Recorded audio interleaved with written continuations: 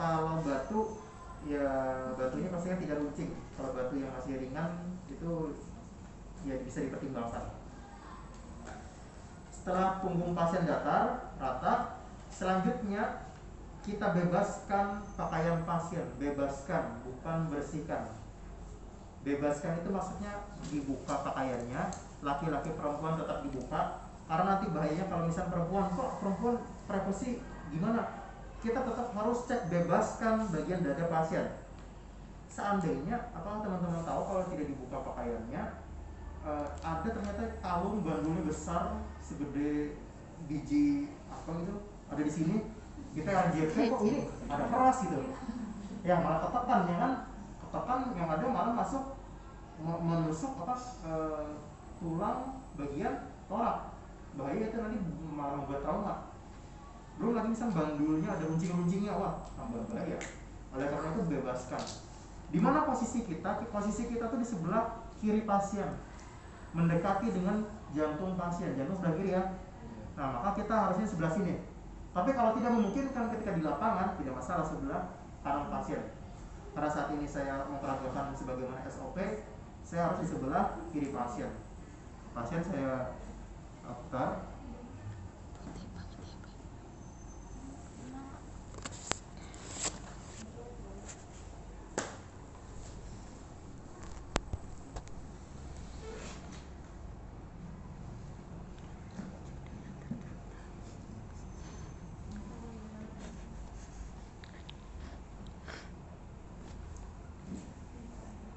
Bebaskan pakaian pasien. Setelah dibebaskan, satu lagi ya, sejajar ya. Dekatkan lutut kita ke bahu pasien. Jadi nanti posisi saat melakukan RJP itu tidak boleh lutut ini lebih tinggi atau lebih rendah dari pasien. Pasiennya di bed, gimana kita posisinya? Kadang ada yang sambil berdiri sambil RJP seperti ini. Ini pasien di sini, ada yang seperti ini. Yang penting apa? Lutut kita sejajar dengan bahu pasien.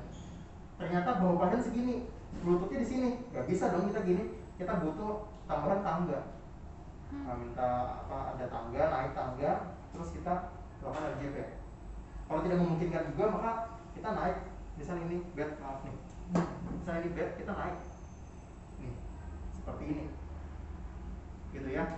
Ada yang seperti ini, ada yang di tengah-tengah pasien seperti ini. Kalau posisi seperti ini berarti di sebelah kiri gini. Nah, jadi harus sejajar, tidak boleh ada pasien di bawah kita RJP seperti ini. Nah, ya.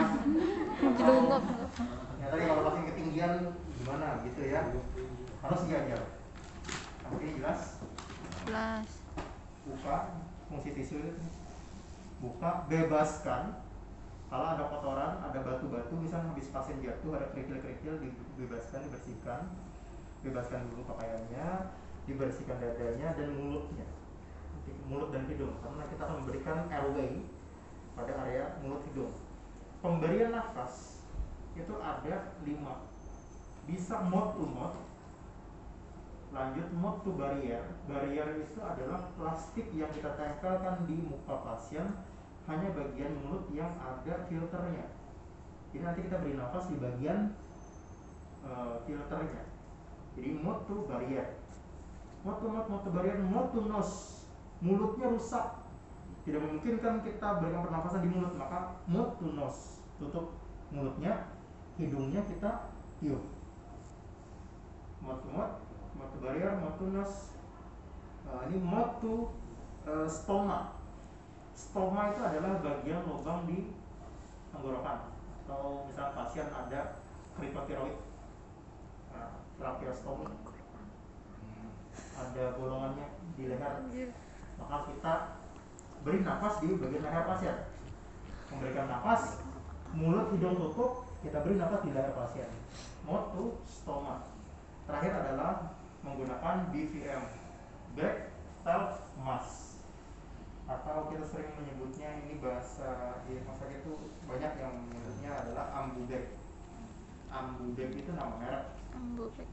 Nama alatnya sebetulnya BVM, back valve mask, back tas ya, BAG, PERV batuk, palve, mas tuh topeng bisa, masker bisa. Cara meletakkannya ini adalah secara utuh ini disebut dengan BVM, terdiri dari balonnya dan terdiri dari face mask. Ini adalah face mask. Face mask ini diletakkan di bagian hidung mulut. Posisi tangan adalah CE. Dan nanti kita pompa. Jangan sampai ada kebocoran di sini. Jadi saat melakukan BVM ini, seandainya ada alatnya, kalau tidak ada alat maka cukup lakukan mulai mode nose, mode barrier. Rekomendasi AHA sudah tidak direkomendasikan lagi melakukan mode to mode, tapi mode to barrier. Cari filternya, penyaring, jangan langsung ke mulut pasien. Saya lanjutkan. Bebaskan pakaian, bersihkan dada, bersihkan mulut, hidung. Cari titik proses sikoideusnya. Kalau sudah ketemu 3 jari, 2 atau 3 jari di atasnya. Di sini saya menggunakan 3 jari. Proses sikoideus di sini 3 jari. Nah, bebas tangan kanan atau tangan kiri yang di bawah silakan. Yang penting tangan dominan.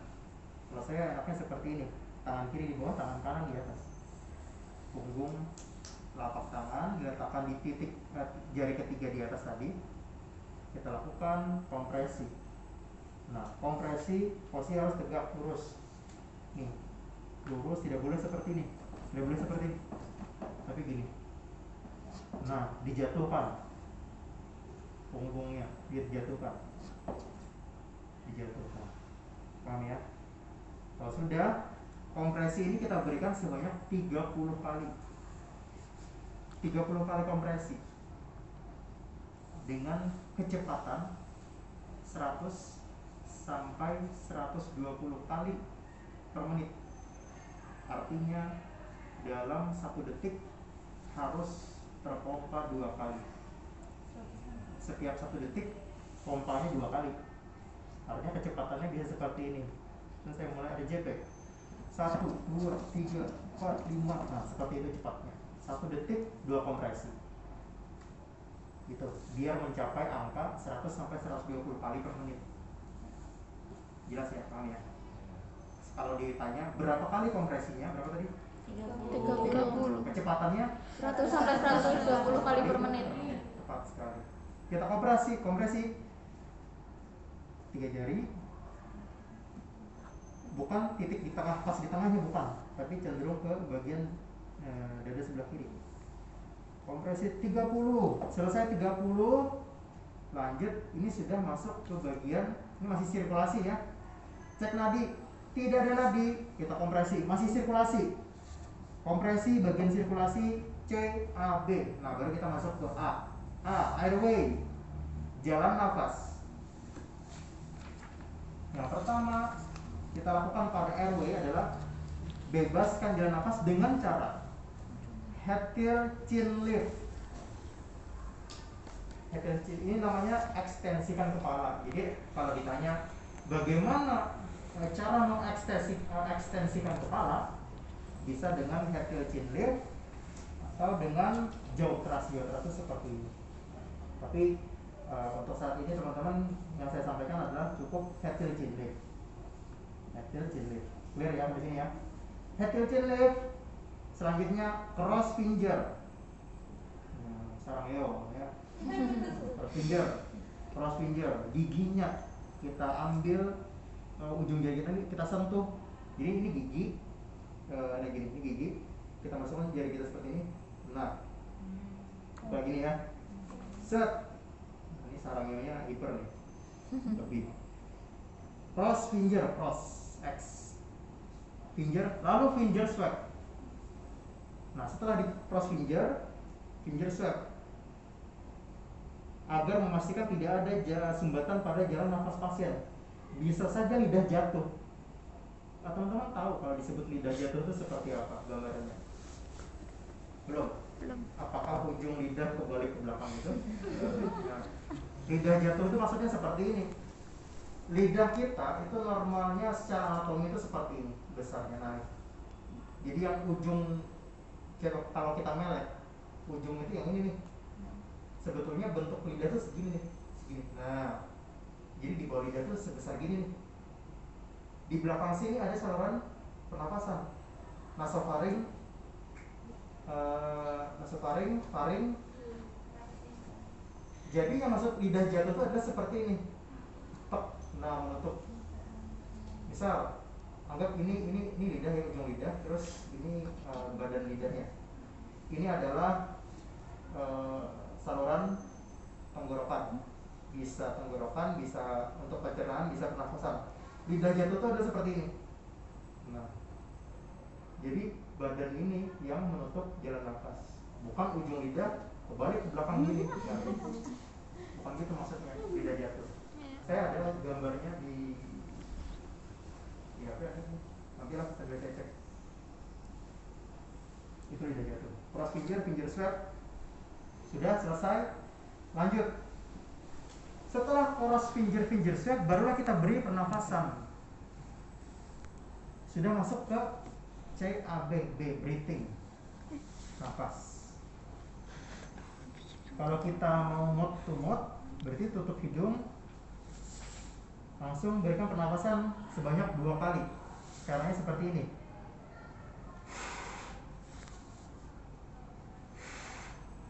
Seperti itu. Jadi tidak, bukan ya. Break dulu. 2. Dah. Kompresi 30, pernapasan 2 kali.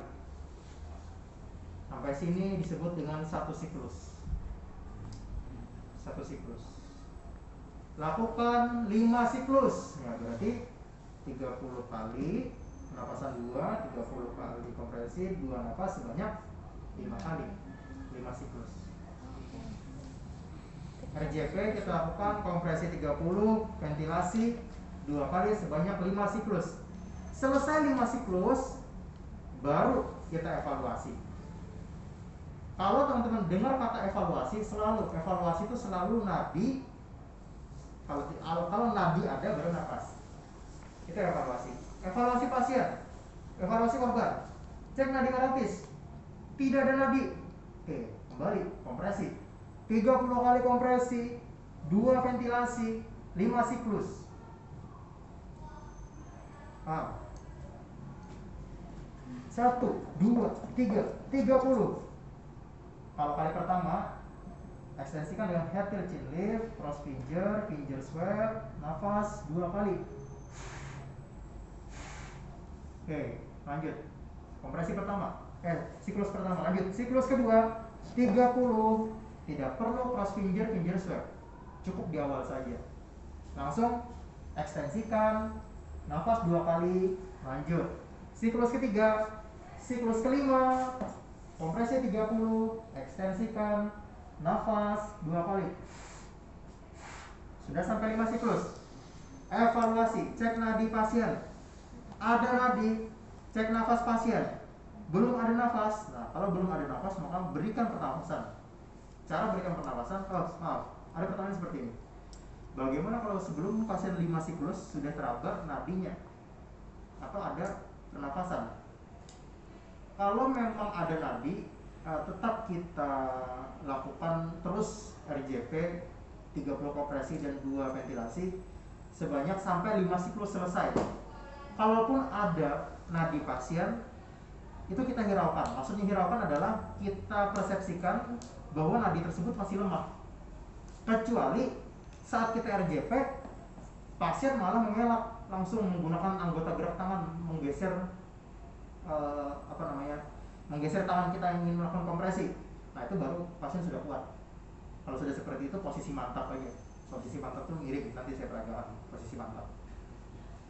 Ya, jadi kalaupun ada nadi pasien, ada nafas pasien, belum adekuat, lanjutkan RJP. Paham ya? 5 siklus.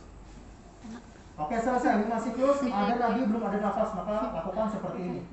Cukup beri, artinya C-nya udah selamat, sirkulasinya udah selamat, tinggal AB-nya. Ya, kan CAB, C udah, AB belum. Nah, AB. ekstensikan. Breathing caranya adalah seperti ini. Saya cek dulu. Pertama, 1 dan 1000. Tiup lagi 2 dan 1000, 3 dan 1000, 4 dan 1000, 5 1000, 6 dan 1000. Sampai 6 dan 1000. Balik lagi 1 dan 1000, 2 dan 1000, 3 dan 1000, 4 dan 1000, 5 dan 1000, 6 dan 1000. 2 kali. 6 kali 2. Setelah 6 kali 2, baru kita evaluasi lagi. Maksudnya kenapa saya mengucapkan 1 dan 1000 itu tuh cara untuk menghitung 6 detik. Jadi kita berikan nafas itu setiap 6 detik 1 kali. Nih. 1, 2, 3, 4, 5, 6, 7. Nah, perawatan ya kan? Cukup sampai 6, nafas lagi. 1, 2. Nah, tapi cara yang direkomendasikan oleh teman-teman pelatihan gangguan daruratan, caranya adalah 1 dan 1000. Coba ya teman-teman di stopwatch. Kemarin saya coba stopwatch itu 5, sekian detik untuk mencapai 1 dan 1000. Yuk. 2 dan 1000 sampai 6 kali 2. Jelas? Insyaallah. Lanjut. 2 kali 6 selesai pernafasan. Kita lakukan evaluasi. Nah, evaluasi apa tadi? Kalian evaluasi? Nadi. Cek nadi. Nadi hilang. Nadi kan lagi. 6 dan 1000. Nadi ada, nafas. Oke, nafas ada. Kalau nafas sudah ada, posisikan ke posisi mantap atau posisi recovery namanya, recovery. Posisi mantap, posisi recovery. Caranya seperti apa? Caranya seperti ini. Ada yang mau coba? Siapa yang mau jadi kru gandus? Saya posisikan posisi mantap, berbaring. Lenang. Dari jam berapa tadi kira tahu kuliah di sini? Nah, ini terkuras ya pengalaman di sana. Oke, sekarang posisi mantap udah seperti ini. Kamu anggap kamu lemas aja mas ya, kaku, anggap tidur lah ya, tidur. Nah, caranya ada seperti ini. Setelah saya selesai kompresi, ventilasi, cek nadi korotis, ada nadi, ada nafas, posisi mantap. Cara posisi mantap adalah seperti ini. Kalau saya posisi di sini, maka akan saya dorong. Dorongnya ke kanan pasien. Tangan kanan ini dijauhkan. Tangan kiri di bahu kanan seperti ini. Kamu lemas aja ya. Udah lemas ya. Lanjut. Puasa ya. Lanjut, kaki kirinya kita angkat, ditekuk. Sip. Ini baru lemas. Ya. Kalau sudah seperti ini, nih kita pegang bahu ini, terus kita tekan lututnya. Nah, tangan ini menopang kepala, dibuka. Nah, udah selesai. Sampai kapan? Setiap 2 menit kita evaluasi. Walaupun tadi nadi pasien ada, pernapasan pasien ada, sudah posisi mantap. Selalu kita evaluasi selama 2 menit. Kalau evaluasi apa tadi? Nadi. 2 menit cek nadi. Nadi hilang, posisi awal, kompresi lagi. Cek nadi ada, nafas ada. Kita evaluasi 2 menit lagi. Nadi ada, nafas ada. Sampai tim medis datang. Gitu ya. Oke, dah selesai. Seandainya cek nadi, tidak ada nadi, berikan kompresi. Paham ya? Posisi mantap, posisi seperti ini, diingat-ingat lututnya harus menyentuh lantai dan menyentuh alasnya ya. Pastikan menyentuh, tidak menggantung seperti ini. Nah, oke, udah selesai. Masih mas. Nyaman. Terlalu Itu posisi nyaman. mantap. Sama perempuan juga seperti itu. Apalagi ya? Kalau menggunakan ambubek. Ambubek ini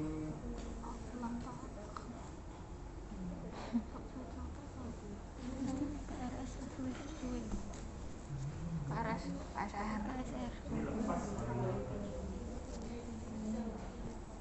Sampai sini kalau ada pertanyaan? Belum. Tidak ada. Semuanya tinggal mencoba ya. Kalau pernapasannya menggunakan ambu bag, maka teman-teman caranya seperti ini. Bukan di samping, tapi di atas pasien. Nih. Nah, yang runcing itu bagian hidung. Nih. C C itu di bagian atas. E memegang mandibula, tulang mandibula, rahang. Nih kalau tidak ya seperti ini. Ekstensikan, set, ekstensi. Ini harus rapat, pompa. 1 dan 1000. Itu misalkan kurang pernapasan ya. Tapi kalau habis kompresi, ventilasi berarti gini. Lanjut RJP 30. Kalau 2 penolong, kalau 2 tangan, caranya gini.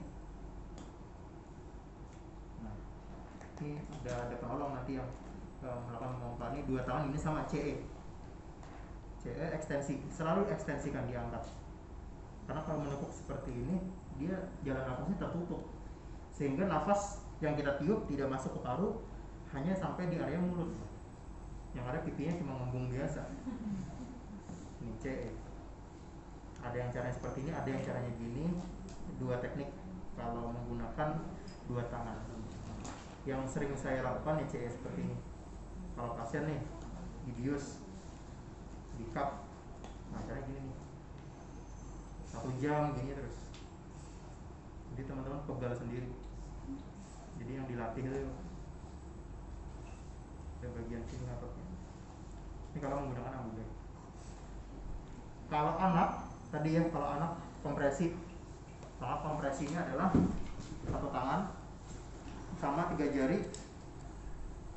3 jari ulu hati, bebaskan pakaian pasien. Seperti itu. Kalau bayi, maka seperti ini.